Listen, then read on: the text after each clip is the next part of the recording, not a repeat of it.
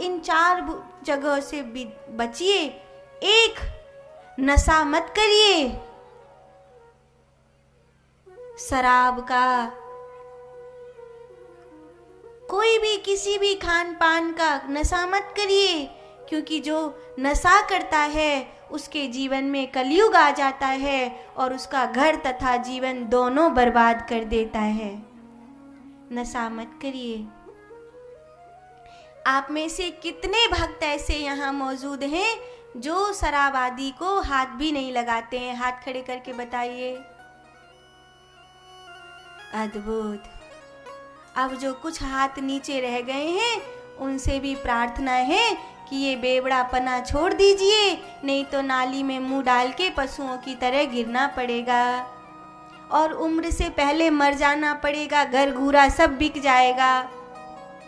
इसीलिए नशा छोड़ दीजिए। दूसरा, किसी की हिंसा मत करिए, किसी को मत मारिए, किसी को दुख मत दीजिए। जो किसी की हिंसा करता है, किसी को दुख देता है, कलयुग उसमें वास करता है, कलयुग उसमें रहता है। तीसरा, दूसरी स्त्री का सम्मान करिए, कभी किसी स्त्री पर बुरी नजर मत रखिए। जो वैश्यागामी बनते हैं, जो दूसरी स्त्री पर बुरी नजर रखते हैं, उनके जीवन में कलयुग बैठ जाता है। धूतम पानम स्त्रिय सूना यस्य स्थानम चतुर्विधा। और चौथा, कभी कोई जुआ मत खेलिए, कोई जुआ, कोई सट्टा मत लगाइए, क्योंकि जब आप जुआ खेलते हैं तो उसमें आपको बेईमानी करनी पड़ती है और बेईमानी में कलयुग का वास होता है। ईमानदारी से कोई जुआ थोड़ी जीता जाता है, उसमें तो बेईमानी करनी पड़ती है, दूसरे के ताश पत्ते देखने ही पड़ते हैं। कोई भी खेल जुआ वाला खेलो तो उसमें तो कोई भी जुआ मत खेलो। अपनी मेहनत करके 2 रोटी कमाओ, जुआ खेल कर ज़्यादा पैसा कमाने की मत सोचो। बात समझ में आई? हाँ कि ना? ताली कमजोर सी आई है। हाँ, कमजोर है क्या? हाँ, तो ये 4 जगह से बचिए। और 5वां स्थान कलयुग ने मांगा तो स्वर्ण में उसको वास दिया। तो जो सोना किसी का खोया हुआ पा जाए, उस सोने को कभी मत रखिए, जिसका खोया है उसे तुरंत लौटा दीजिए, क्योंकि किसी का सोना खोया हुआ या चुराया हुआ आपने ले लिया तो वो आपको बर्बाद कर देगा।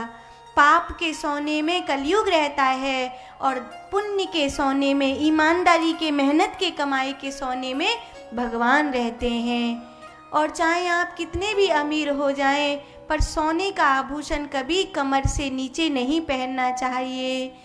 कमर से नीचे पाँव वगैरह में तो चांदी का आभूषण पहनना चाहिए, गले में, हाथ में, सिर में सोने का आभूषण पहनना चाहिए।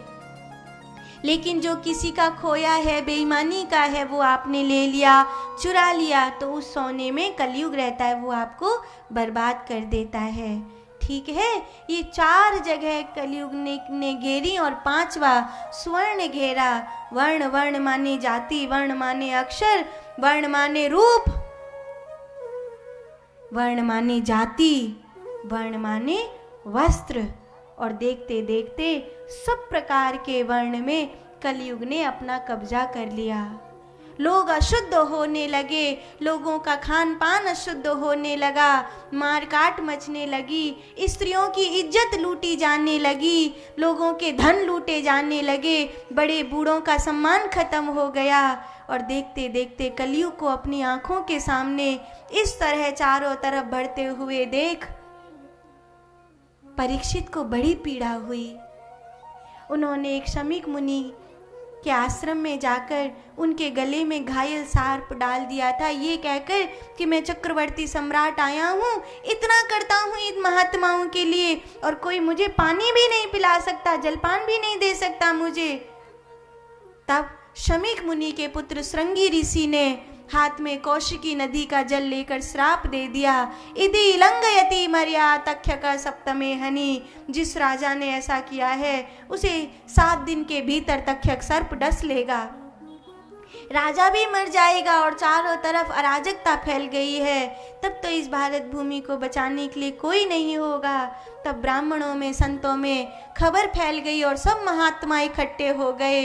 दूर दूर के महात्मा शुकताल की भूमि पर आए, परीक्षित को खबर करी, कुछ ऐसा करिए जिससे कलयुग में भी धर्म की स्थापना रह सके।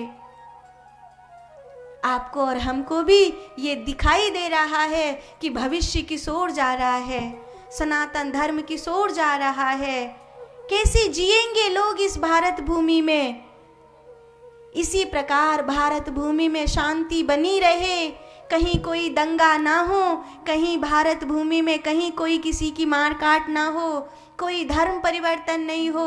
भारत भूमि में सब प्यार से रहें, खुशी खुशी रहें, आनंद से रहें। उसके लिए आपको भी प्रयास करना चाहिए कि किस प्रकार सनातन धर्म की ज्योति जलाता रहूं, मंदिर के माध्यम से, कथा के माध्यम से, भगवान के प्रेम के माध्यम से धर्म की ज्योति को जला कर रखूं, ताकि ये शांति बने। कुछ ऐसा करिए अपनी ओर से, तन मन धन से, कि ये सनातन धर्म कभी मिटे नहीं। मेरा देश मेरा है और सदा मेरा ही रहे।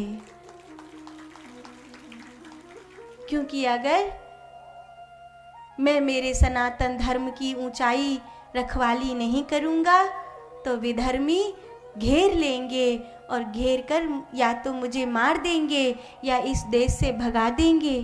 और कहाँ जाऊंगा? सनातन धर्मियों का एकमात्र भारत ही तो देश है, पूरी दुनिया में और तो कहीं कुछ है नहीं। तो कहाँ भाग कर जाऊंगा? या तो मरूंगा या धर्म परिवर्तन करूंगा। तो ना मुझे मरना पड़े और ना मुझे धर्म परिवर्तन करना पड़े, उसके लिए मैं आज से ही प्रयास करूंगा अपने धर्म को, सनातन धर्म को जगाने का, अपनी भारत भूमि को जगाने का प्रयास करूंगा। हाँ कि ना? हाँ।